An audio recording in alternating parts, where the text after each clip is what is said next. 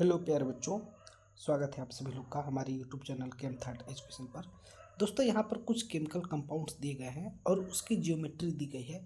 बहुत ही इंपॉर्टेंट ये सेशन है जो स्टूडेंट क्लास 11 के स्टार्टिंग से पढ़ रहे हैं या फिर जिनको केमिकल बॉन्डिंग चैप्टर में प्रॉब्लम होता है उनके लिए ये बहुत ही अच्छा एग्जाम्पल्स है। ठीक है, तो आपके सामने सबसे पहला यहाँ पर एग्जाम्पल दिया गया है BeF2। अगर इसके अंदर देखोगे तो ये एक लीनियर ज्योमेट्री वाला कंपाउंड है। इसके अंदर बॉन्ड एंगल होता है 180 डिग्री और इसका हाइब्रिडाइजेशन होता है sp। ठीक है, सिमिलरली इसी प्रकार से अगला कंपाउंड दिया गया है BCl3 यानी कि बोरान ट्राइक्लोराइड। इस केस में आपका ये कंपाउंड होता है ट्राइगोनल प्लेनर जो कि आपके सामने दिख रहा है।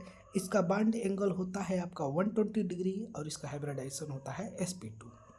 सिमिलरली अगर अगर हम आगे देखें तो ये आपके सामने दिया गया है नाइट्रेट आयन, जिसके अंदर भी अगेन बॉन्ड एंगल होगा 120 डिग्री, ट्राइगोनल प्लेनर ये भी है, NO3 माइनस इसका फार्मूला होता है, हाइब्रिडाइजेशन इसका sp2 होता है। ठीक है, सेम इसी प्रकार से अगर हम लोग आगे देखें तो अगला कंपाउंड है आपका NOCl। NOCl में आपका ये जो बॉन्ड एंगल होगा यह डिसाइड नहीं है। इसको जो है कि हमें एक्सरे स्पेक्ट्रोस्कोपी देखना पड़ेगा, क्योंकि इसके अंदर नाइट्रोजन के पास एक लोन पेयर इलेक्ट्रॉन है जो कि आपके सामने ऑब्जर्व हो रहा होगा, जिसके चलते कि इसके अंदर VSEPR थ्योरी यानी कि valence shell electron pair repulsion theory लगता है। तब इस केस में डिसाइड कर पाना कि इसका एक्चुअल बॉन्ड एंगल क्या होगा नहीं पता चल पाता है। हालांकि इसका बॉन्ड एंगल जो है कि वाटर के आसपास होगा, यानी कि 100 डिग्री के आसपास इसका बॉन्ड एंगल होगा। V शेप इसका होता है या फिर इसको हम लोग बेंट से बोल सकते हैं। इसके पास 2 सिग्मा बॉन्ड और एक लोन पेयर इलेक्ट्रॉन है, जिसके चलते कि ये जो मॉलिक्यूल है sp2 हाइब्रिडाइजेशन का होगा। ठीक है, सिमिलरली इसी प्रकार से देखें CH4 मीथेन, इसके बारे में कुछ कहने की ज़रूरत ही नहीं है। ये टेट्राहेड्रल ज्योमेट्री होता है, यानी कि ये 3D स्ट्रक्चर में होता है, यानी कि इसके अंदर 109 डिग्री 28 मिनट का बॉन्ड एंगल होता है, sp3 हाइब्रिडाइजेशन होता है।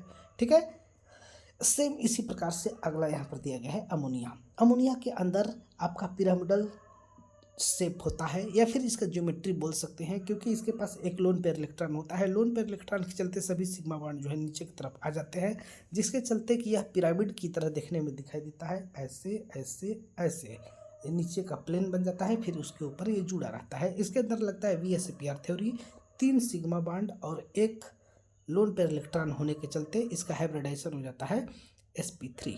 ठीक है ना, sp3 हाइब्रिडाइजेशन हो जाता है।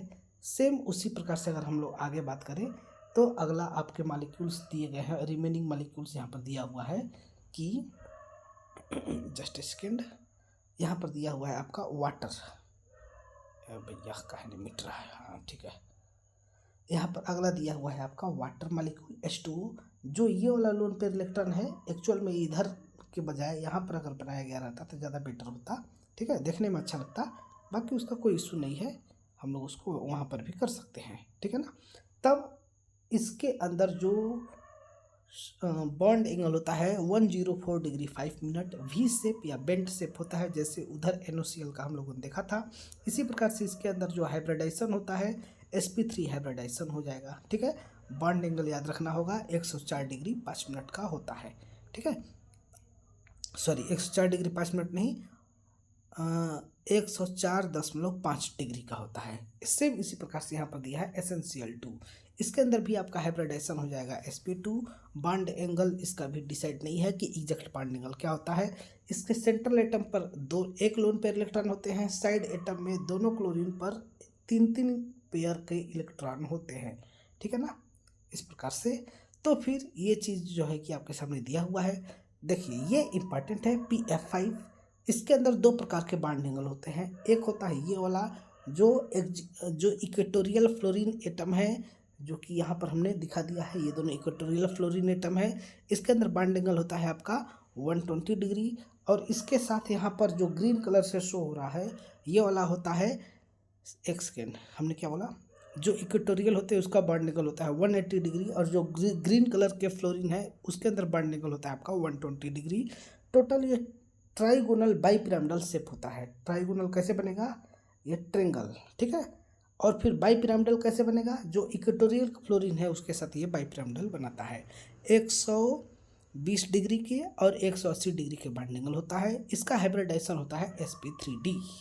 ठीक है, बहुत ही इजी एग्जांपल है।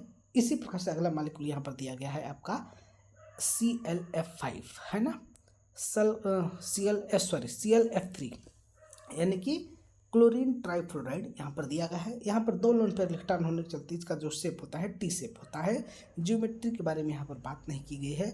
अगर ज्योमेट्री में देखेंगे तो लोन पेयर इलेक्ट्रॉन काउंट हो जाता है, जिसके चलते कि वो भी TBP की तरह दिखता है। इसके अंदर सेंट्रल एटम पर 2 लोन पेयर इलेक्ट्रॉन होते हैं और according to VSE pair theory ये आपका बेस्ट कॉम्बिनेशन होता है। ठीक है, तो इसका हाइब्रिडाइजेशन भी sp3d होता है। अगला दिया गया है ICl4 दिया गया है। स्क्वायर प्लेनर इसकी ज्योमेट्री होती है। एक लोन पेयर आयोडीन के एबव में होगा, दूसरा लोन पेयर आयोडीन के बिलो में होगा। ठीक है, इसका हाइब्रिडाइजेशन हो जाएगा sp3d2। स्क्वायर प्लेनर जो है कि इसका शेप होता है। सेम इसी प्रकार से COF2 है ना, ट्राइगोनल प्लेनर होता है, एक कार्बोनिल ग्रुप रखता है। ठीक है, जिसके चलते इसका हाइब्रिडाइजेशन होता है sp3 और इसका जो बॉन्ड एंगल होगा अप्रॉक्स 120 डिग्री होगा, सॉरी sp2 होगा ये, और इसका बॉन्ड एंगल अप्रॉक्स 120 डिग्री होगा। सेम इसी प्रकार से अगला दिया गया है ट्राइगोनल बाइपिरामिडल है ना, किसका SOF4 का। अगर इसका देखें ट्राइगोनल बाइपिरामिडल है, बिल्कुल सही बात। ये इस प्रकार से ट्रायंगल बन रहा है ना, तो ये ट्राइगोनल बाइपिरामिडल कहलाएगा। इसका हाइब्रिडाइजेशन कितना हो जाएगा, 5 सिग्मा बॉन्ड है, sp3d हो जाएगा हाइब्रिडाइजेशन। इसी प्रकार से अगला देखेंगे इर्रेगुलर टेट्राहेड्रल, या फिर इसी को हम लोग क्या बोलते हैं, इसी को हम लोग बोलते हैं सीसॉ। इसी को हम लोग क्या बोलते हैं, सीसॉ, SAW। ठीक है, SAW सीसॉ बोलते हैं। ठीक है, तो इसका भी हाइब्रिडाइजेशन क्या हो जाएगा, sp3d हो जाएगा।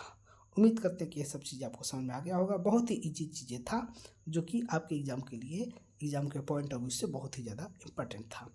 ठीक है ना, इतना तैयार करके जाएंगे, पक्का कोई ना कोई एक एग्ज़ाम में फंस जाएगा। ठीक है, मिलते हैं अगले नेक्स्ट वीडियो में। तब तक के लिए आप लोग का बहुत बहुत धन्यवाद। ऐसे ही मौज मस्ती से पढ़ाई करते रहिए।